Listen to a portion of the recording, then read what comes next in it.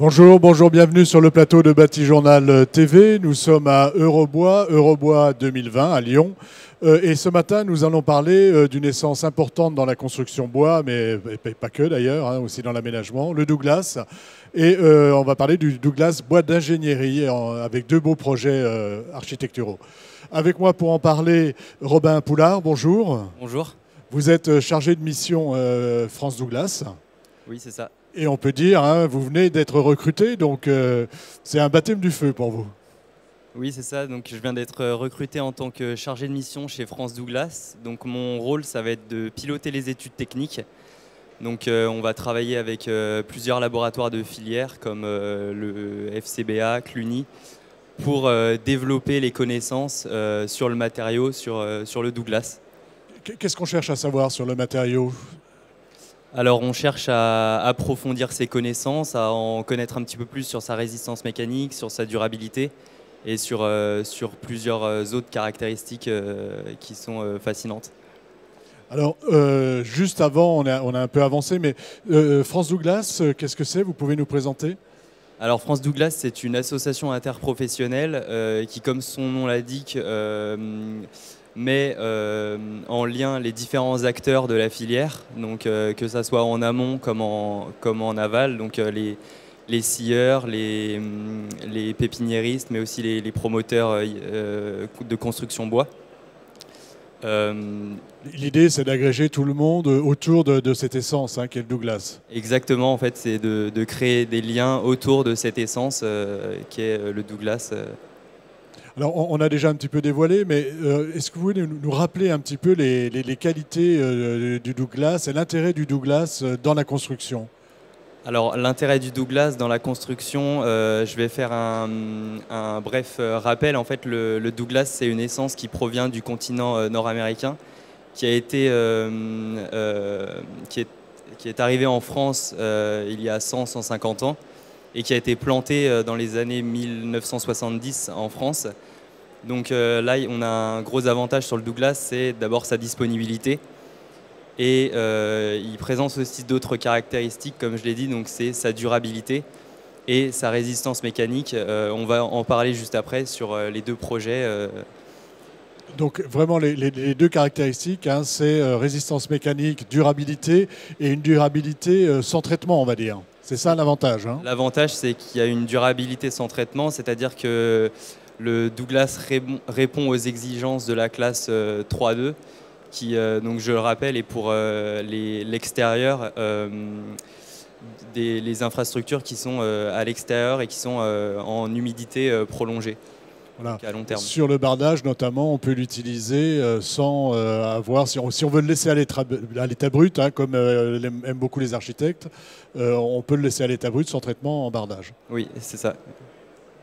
Alors, vous allez nous présenter deux projets qui mettent bien en avant, on va dire, les qualités du Douglas. Et là, le premier projet, moi, je ne mettrais pas de bois dans une piscine. Donc pourquoi on a mis du bois, on a pu mettre du bois là, et pourquoi du Douglas ? Alors là, l'avantage d'un projet comme ça, de mettre du Douglas... Ça, c'est la piscine de Chambéry, hein, c'est ça ? C'est la piscine de Chambéry, donc, qui va bientôt être ouverte au public, fin février. C'est donc l'avantage, là, on a du bois lamellé collé. Donc on parle aujourd'hui de produits d'ingénierie. Donc là, on a des portées en bois lamellé collé qui peuvent atteindre jusqu'à 36 mètres de portée. Donc, ce qui est immense. Et l'intérêt sur des projets comme ça de mettre du Douglas, c'est qu'il n'y a pas de traitement. Donc dans des bâtiments comme ça qui sont à hygrométrie variable... et à très forte hygrométrie. À très forte hygrométrie. Donc l'hygrométrie, c'est l'humidité en fait, du intérieur du bâtiment, surtout dans un centre aqualudique. Ça va être de ne pas mettre de traitement et donc de réduire les coûts environnementaux et également économiques aussi. Alors là, on a vu l'intérieur. On va voir aussi, je crois, les photos voilà, de la partie poutre, hein, poutraison. Expliquez-nous un petit peu ce qui se passe ici. Alors, donc là, ça, c'est les portiques du grand bassin, donc qui ont une portée de 36 mètres. C'est des portiques qui atteignent jusqu'à 2 mètres en hauteur. Donc ce sont des grosses sections qui démontrent encore une fois que que les résistances L'intérêt des résistances mécaniques du produit. Là, on est sur de la poutre lamellée-collée, c'est ça? Là, on est sur de la poutre lamellée-collée. Donc, on est sur des poutres en GL28H, donc, qui ont une grande résistance mécanique et qui permet de faire des infrastructures qui sont magnifiques et qui sont très visuelles quand on est visiteur, par exemple, dans la piscine. Voilà, cette piscine donc a, on va dire, le Douglas en structure et aussi en décoration intérieure, en plafond intérieur, parce que je pense que ce sont des plafonds acoustiques. Oui, exactement. En fait, ça donne donc c'est des lattis qui sont en Douglas, qui proviennent du Massif central. Et l'intérêt, en fait, c'est que ça donne un côté vraiment chaleureux à la piscine. Qui, à la base, une piscine est un bâtiment qui est froid, qui est minéral, en fait. Et donc, ça permet de donner un côté chaleureux à un bâtiment comme ça et qui donne envie vraiment de venir se baigner, en fait. Là, le bois a été laissé à l'état brut, total. Il n'y a pas eu de traitement contre l'humidité ou... Alors, en ce qui concerne la charpente, il n'y a pas eu de traitement, mais pour les lattis, je ne sais pas. Je ne préfère pas vous dire de bêtises. Je ne suis pas sûr. Mais pour la charpente, il n'y a aucun traitement. Est-ce qu'on a mis du Douglas ailleurs dans cette piscine? Non, vraiment, il y a toute la charpente, donc le contreventement, les portiques et le bardage sont en Douglas et c'est vraiment toute l'ossature est faite en Douglas. Alors, on va voir un autre bâtiment emblématique Douglas, qui est la gare de Lorient, qui a été ouverte l'année dernière, je crois, ou il y a 2 ans, où là, le Douglas est très, très présent. Et pareil, même question, expliquez-nous un petit peu en quoi le Douglas était intéressant ici et pourquoi il a été utilisé. Qu'est-ce qu'il apporte, qu'est-ce qu'il rend comme service? Alors oui, donc là, on a la fameuse gare de Lorient, comme vous le disiez, qui a été ouverte il y a 2 ans. L'intérêt, là, c'est que... on le voit sur la photo, on a un porte-à-faux et ça montre la grande caractéristique mécanique du Douglas, donc qui permet de faire des structures là qui, encore une fois, en hauteur atteignent plus de 2 mètres. Là, on a des portiques de 19 mètres de long, donc ça permet de faire des structures qui sont magnifiques et de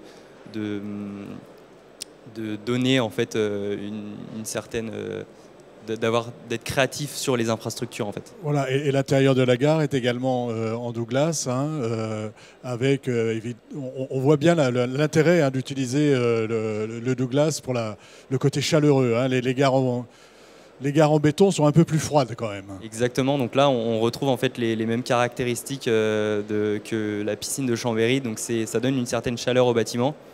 C'est pas des bâtiments qu'on a l'habitude de voir, c'est des bâtiments dans lesquels on a envie d'entrer.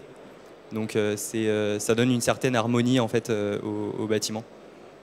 Donc, bonne harmonie au bâtiment, des porte-à-faux très importants et là encore une résistance mécanique qui est bien utilisée en fait. Hein. Exactement, parce que là on a des porte-à-faux qui seraient avec d'autres essences plus compliquées et qui utiliserait des sections peut-être différentes et un petit peu plus grosses, et donc en termes de coût, c'est moins optimal.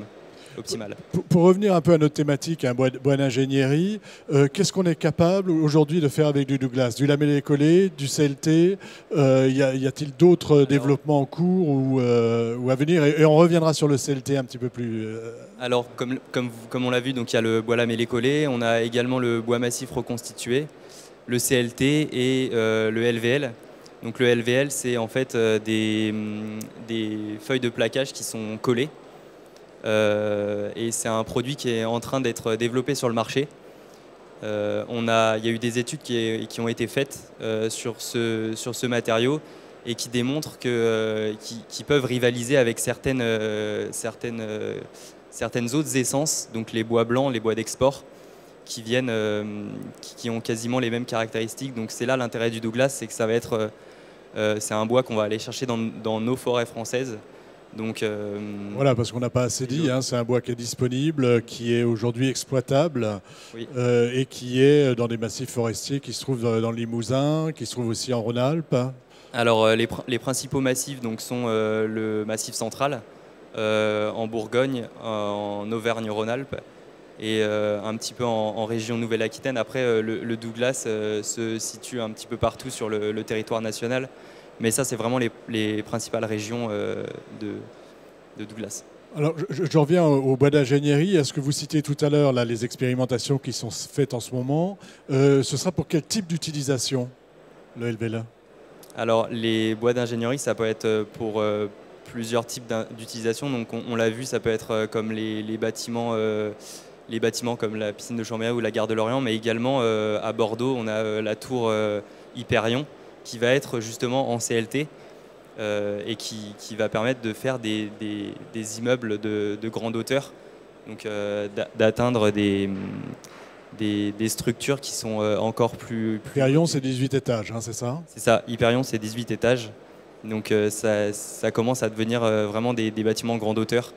Donc là, qu'est-ce qu'on a? Ce sont les planchers. Est-ce que vous avez une idée en fait du mode constructif, de là où on utilise le Douglas? Alors le Douglas, ça va être principalement pour les balcons d'Hyperion. Donc ça sera des balcons pour donc une utilisation de plancher en fait.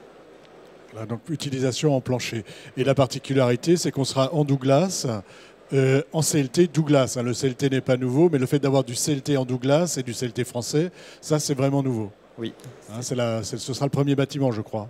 Oui, ça sera le premier bâtiment, donc ce sera à Bordeaux bientôt. J'ai pas les dates exactes. C'est en cours. C'est en cours. Bah écoutez, merci d'être venu sur le plateau de Bâti-Journal TV nous parler du Douglas. Est-ce que vous voulez ajouter quelque chose sur ou est-ce qu'on a fait un bon tour d'horizon?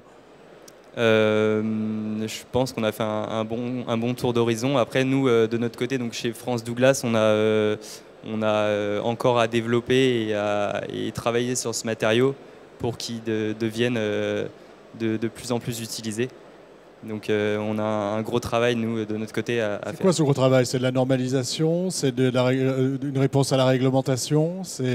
Et tout un travail de normalisation, de veille. Il y a un gros travail de veille à faire sur ce matériau. Donc oui, c'est ça, de gros travail de normalisation pour développer les connaissances et favoriser l'émergence de nouveaux produits techniques en Douglas. Merci d'être venu sur le plateau Bâti-Journal TV pour nous parler du Douglas et nous parler des dernières évolutions en termes de bois d'ingénierie. Une émission à retrouver sur notre site Bâti-Journal TV, sur le site d'Eurobois 2020 et sur le site de notre partenaire France Bois Forêt. Merci à vous. Merci.